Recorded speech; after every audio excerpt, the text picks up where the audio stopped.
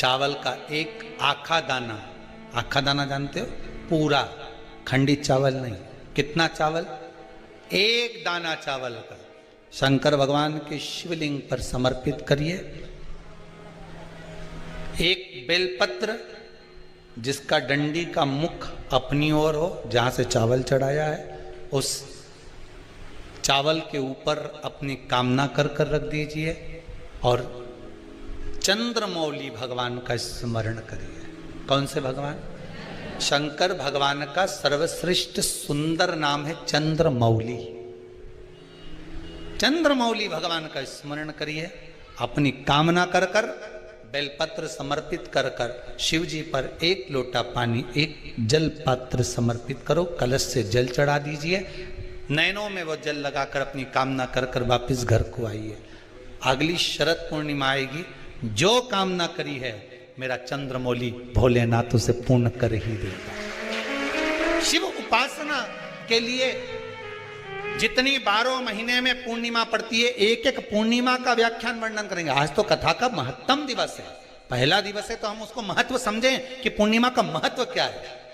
हम उसका महत्व समझें कि शंकर और चंद्र का रिश्ता क्या है, संबंध क्या है।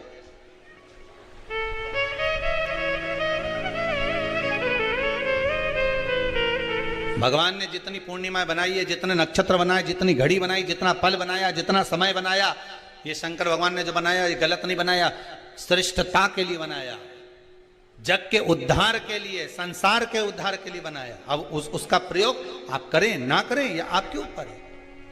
आप उसका प्रयोग कर रहे हैं ना कर रहे हैं ये आपके ऊपर। पर लास्ट वाला है, शिव महापुराण के माध्यम से शास्त्र कह रहा है कि आप 32 पूर्णिमा के व्रत प्रारंभ कर दो। उसमें करना क्या है आपको? केवल जिस दिन व्रत रहे, रात्रि के समय पर कोई भी मीठा, कुछ भी सामग्री आप चंद्र की रोशनी में, चंद्र को अर्घ देने के बाद, पूजन करने के बाद उसको रखो, और वही सामग्री जो नशा कर रहा है उसको पूर्णिमा के दूसरे दिन उसको खिलाओ।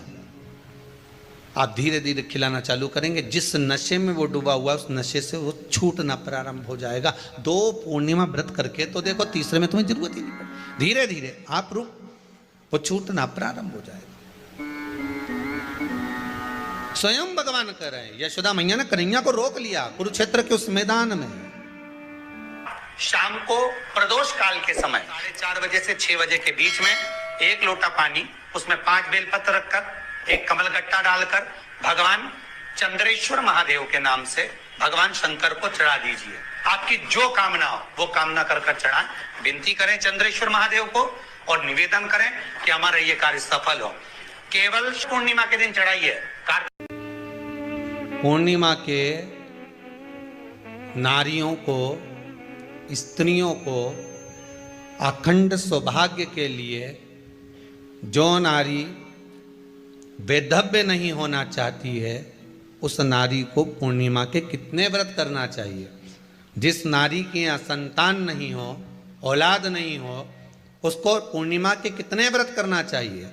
जिस नारी का पुत्र, पति बहुत बीमारी से ग्रसित हो, लग रहा हो कि ये मेरा बेटा बहुत बड़ी बीमारी में घिरा हुआ है, तो नारी को कितने व्रत करना चाहिए। स्वयं भगवान कृष्ण ने माता यशोदा को द्वापर में भी बताया है कि पूर्णिमा के 32 व्रत होते हैं।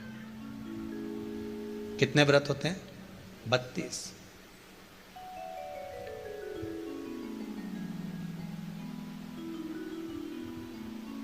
स्वयं भगवान कृष्ण यशोदा रानी को, माता यशोदा जी को भी बता रहे हैं 32 व्रत। अब आपको किसी ने बता दिया होगा कि 8 कर लो, 7 कर लो, 6 कर लो, 12 कर लो, इसलिए आपने बोला कि 12 कर लीजिए, 32 कर लीजिए। अरे यहाँ तो द्वापर की कथा भी कहती है। यशोदा जी ने एक बार भगवान कृष्ण को रोक कर कह दिया, ए कन्हैया रुको। कन्हैया बोले, बोलो माँ क्या बात है। कन्हैया जरा रुकिए, इधर आओ जरा। भगवान कृष्ण आए। हाँ माँ बोलिए। किस जगह का प्रसंग है ये? जिस समय पर राधा रानी कुरुक्षेत्र में नंद बाबा और यशोदा जी को लेकर कुरुक्षेत्र के कुंड में ब्रह्म सरोवर में स्नान कराने के लिए लेकर जाती है ग्रहण का समय पर। और जब भगवान कृष्ण उस कुरुक्षेत्र के उस सरोवर में स्नान करने आते हैं, तब यशोदा जी ने अपने लाला से प्रश्न किया है, पूछा है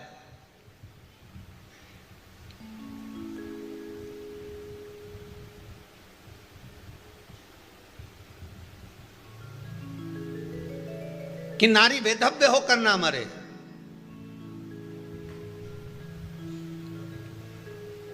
उसका पति कोई रोग से ग्रसित ना हो, उसका पुत्र किसी रोग में ना पड़े। अरे भाई कितना सुंदर संवाद लिखा है। अगर किसी माता का पुत्र मान लो किसी नशे में डूबा हुआ है, कोई नशा कर रहा है और गलत नशा है, आपको लग रहा है कि ये नशे में डूबा हुआ है, आपको लग रहा है कि ये गलत जगह पर डूब गया है, आपको लग रहा है कि मदिरापान में, मांसाहार में या अधिक गांजा आदि जो भी नशे होते हैं, जितने भी नशे उसमें डूब चुका है। और माँ उसको समझा रही है तू नशे में मत डूब, तू इस काम को मत कर। माँ उसको समझा कर हार गई। तो मेरा माताओं से निवेदन है, आप उसको समझाना बंद कर दो, एक काम करना प्रारंभ कर दीजिए। हमें जो शिव महापुराण के माध्यम से शास्त्र कह रहा है कि आप 32 पूर्णिमा के व्रत प्रारंभ कर दो।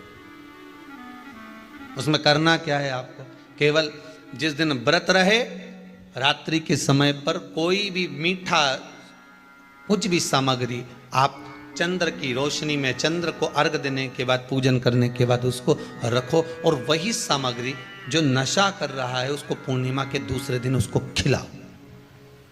आप धीरे धीरे खिलाना चालू करेंगे, जिस नशे में वो डूबा हुआ है उस नशे से वो छूटना प्रारंभ हो जाएगा। 2 पूर्णिमा व्रत करके तो देखो, तीसरे में तुम्हें जरूरत ही नहीं पड़े। धीरे धीरे आप वो छूटना प्रारंभ हो जाएगा।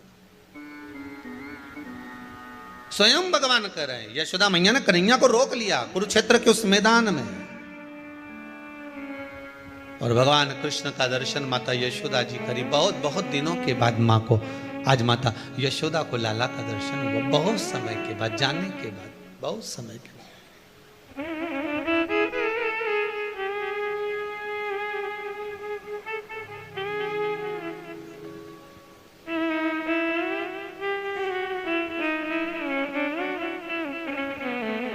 आज नयन में सुन रहे हैं, फेसबुक यूट्यूब पर जितने कथा सुन रहे हैं और कुबेरेश्वर धाम में जितने कथा सुन रहे हैं, आप में से कितने लोग हैं जो पूर्णिमा का व्रत करते हैं? जो माताएं करती हो जरा हाथ उठाइए।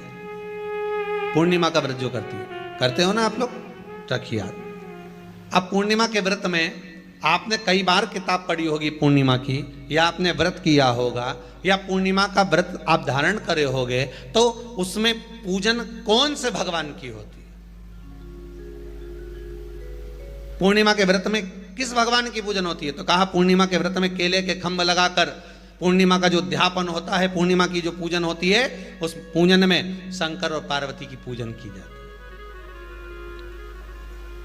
शिव और नारायण की पूजन करी जाती है, शंकर और पार्वती का स्मरण किया जाता है। किसकी पूजन होती है? शिव पार्वती।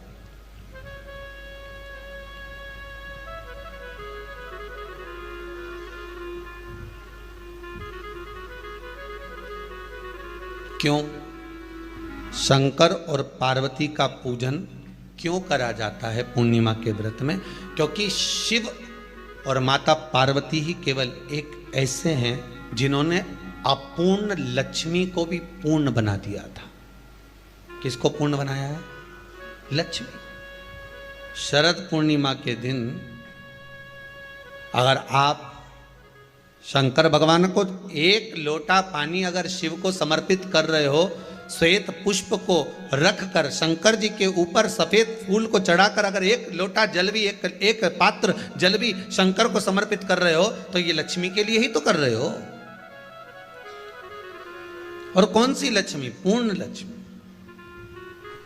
पूर्ण लक्ष्मी। आपको पहले भी कथा में कहा, एक बार भगवान विष्णु के सामने लक्ष्मी मैया ने बहुत तेज स्वर में कह दिया था, नारायण, दुनिया के लोग आपका नाम जपते हैं, दुनिया के लोग नारायण नारायण कहते हैं, दुनिया के लोग आपका भजन करते हैं, पर सत्य मायने में कहूं ना तो मेरे बिना दुनिया के लोगों की नहीं चल सकती, मेरे बिना दुनिया नहीं चल सकती।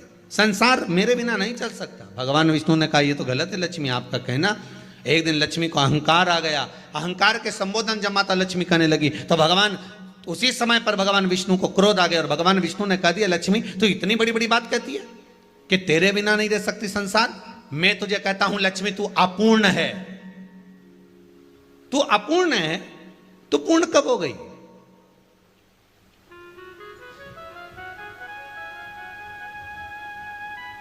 तेरी पूर्णता कहां हो गई? लक्ष्मी की आंख से आंसू बहने लगे। आज आपने मुझे अपूर्ण कहा है, आपको मालूम है आप मुझे अपूर्ण कह रहे हो? आपको यह ज्ञात हो रहा है आप मुझे अपूर्ण कह रहे हो? भगवान कहते हैं हाँ लक्ष्मी मैंने तुझे अपूर्ण कहा है। अपूर्णता का मतलब आप जानते हो ना? भगवान कहते हैं लक्ष्मी मैं सब जानता हूं। लक्ष्मी रोती हुई माता सरस्वती के पास पहुंच गई। सरस्वती ने पूछा क्या बात है लक्ष्मी, क्यों रो रही हो? लक्ष्मी जी ने कहा क्या बताऊं सखी, मेरे पति ने आज मुझे अपूर्ण कह दिया है। तो क्यों रो रही है तू? अपूर्ण अगर कह दिया, पति ने ही तो कहा है ना, तो क्यों रोना? चल मेरे साथ में। और सरस्वती मैया माता लक्ष्मी को लेकर सीधे पहुंच गई माता पार्वती के यहां। माता पार्वती के यहां जब पहुंची है, माता पार्वती ने लक्ष्मी जी को देखा और सरस्वती को देखा तो पूछा कि बात क्या है, क्या हो गया ऐसा, क्या हुआ, क्या है ऐसा जो तुम दोनों आज मेरे पास में आई हो? क्या हुआ?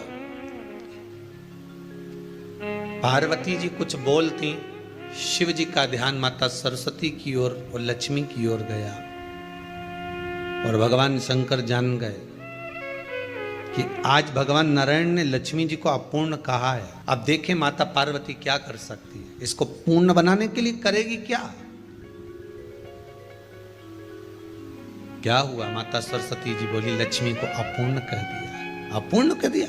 हाँ, तो क्या सोचना उसके लिए, इसको मैं अभी पूर्ण बना देती हूं। माता जगत जननी पार्वती ने गोदी में विराजमान गणेश जी को उठाया और उठाकर लक्ष्मी जी की गोद में दे दिया। ले लक्ष्मी आज से तू पूर्ण हो गई, लक्ष्मी आज से तू पूर्ण है। गोदी में जब तक संतान नहीं है तो नारी को लोग अपूर्ण समझते हैं, पर माता पार्वती जी ने संपूर्ण ब्रह्मांड में एक सिद्धता प्रदान कर दी कि अपने गोदी के लाल को, अपने गोदी के पुत्र को माता ने लक्ष्मी की गोद में देकर लक्ष्मी को पूर्ण बना दिया। वो दिन कौन सा था? यही शरद पूर्णिमा का दिन था। कौन सा दिन? आवाज पकड़ लो। यही शरद पूर्णिमा का दिन था। शरद पूर्णिमा का दिन लक्ष्मी को पूर्ण करने का दिन, पूर्ण करने का। केवल अमृत ही नहीं बरसता, शरद पूर्णिमा के दिन लक्ष्मी भी बरसती है। लक्ष्मी पूर्णिमा के कितने व्रत होते हैं? बोलते जाओ जरा, जल्दी जल्दी बोलो। पूर्णिमा के नारियों को, स्त्रियों को अखंड सौभाग्य के लिए, जो नारी वैधव्य नहीं होना चाहती है उस नारी को पूर्णिमा के कितने व्रत करना चाहिए? जिस नारी के यहाँ संतान नहीं हो, औलाद नहीं हो, उसको पूर्णिमा के कितने व्रत